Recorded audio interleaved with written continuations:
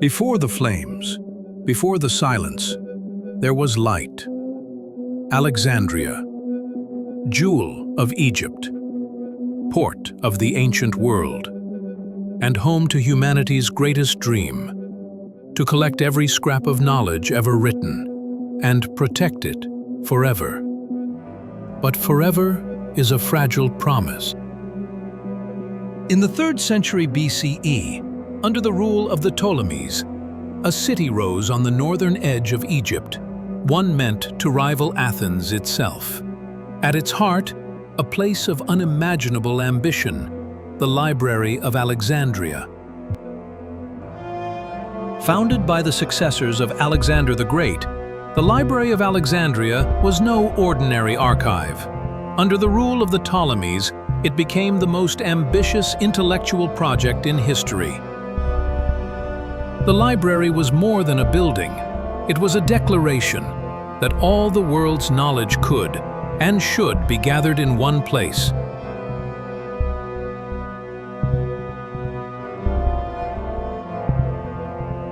At its height, the library may have held over 400,000 scrolls, works of mathematics, astronomy, medicine, literature. Some copied, others stolen, all precious. Its scholars? Among the most brilliant minds of the ancient world. In 48 BCE, Julius Caesar arrived in Alexandria, chasing his rival Pompey. But Egypt had its own civil war between Pharaoh Ptolemy XIII and his sister Cleopatra. The first great fire came during Caesar's civil war. Pursued by the forces of Ptolemy XIII, Caesar set fire to his own ships to block the enemy. The flames spread quickly from the anchored ships and onto the buildings in the ancient port, and then, some say, onto the library itself, destroying a wealth of knowledge. Although later accounts from historians suggest the library might have been damaged or destroyed in other incidents that occurred after. Whether it was completely destroyed or partially damaged on that devastating day, I think we can all agree that a wealth of knowledge disappeared from the world that day. But history isn't only made by kings and scholars. Little is said or mentioned about the locals, some scared, some heroes caught up in Caesar's war. The flames leapt to the docks and the city beyond. It was chaos and mayhem as some people attempted to fight back the flames, filling buckets of water from the harbor and chaotically throwing the water onto anything that was on fire, which by now was practically everything. Others tried to beat back the flames using whatever came to hand, old rugs, even large palm leaves. This made little to no difference at all to the spreading flames which now had taken on a life of its own. The flames jumping from building to building, the thick, acrid smoke, blinding and choking anyone and everyone in the vicinity. We can assume the majority of people just fled, screaming, fearful of losing their own lives, scrambling to save whatever personal belongings they could grab a hold of and carry to safety. And then there were the people who just dropped to their knees, weeping, crying, in disbelief, powerless to change anything, watching their whole lives go up in flames. Caesar's strategic decision to better improve his odds in his campaign of war was destroying lives. This was a tragedy unfolding, but unfortunately, was only the start of more drastic things to come.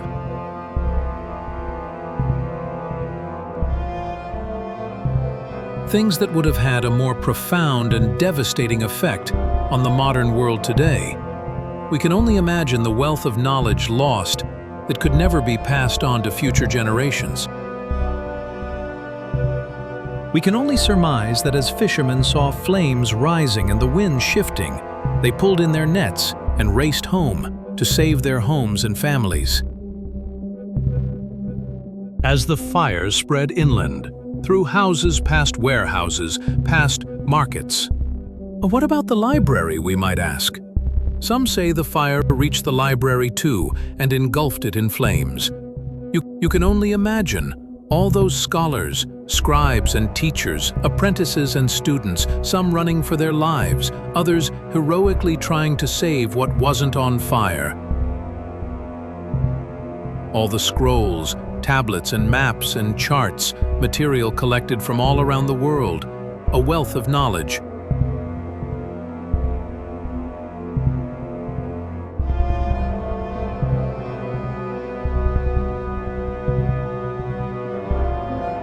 Did everything burn that day? Was anything saved?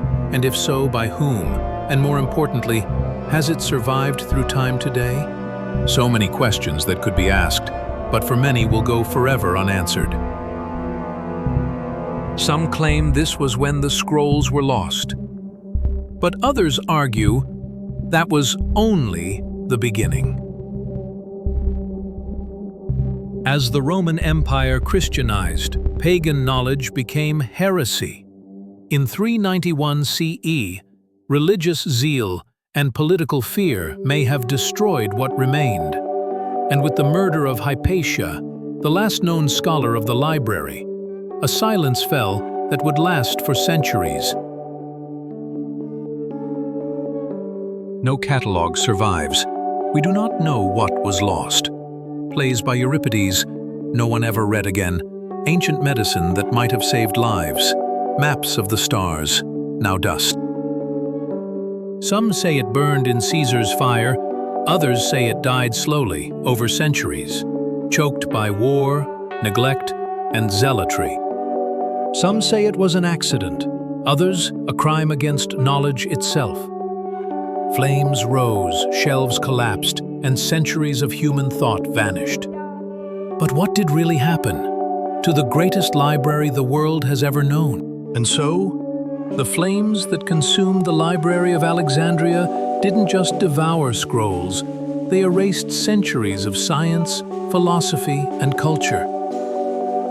Was it Caesar's siege, religious zeal, or a deeper conspiracy to silence ancient truths? We may never know. But one thing is certain, the world lost a treasure trove of human knowledge, and countless voices were silenced forever. Join us as we ponder the mystery behind one of history's greatest tragedies. In the ashes of empires, stories survive. Some rise again, others are only whispered. This is one of them. If you believe stories like this deserve to be heard, subscribe to Ashes and Empires, Real Stories, Lost Empires. And in the comments, tell us what you think the Library of Alexandria truly held, and who might have wanted it gone.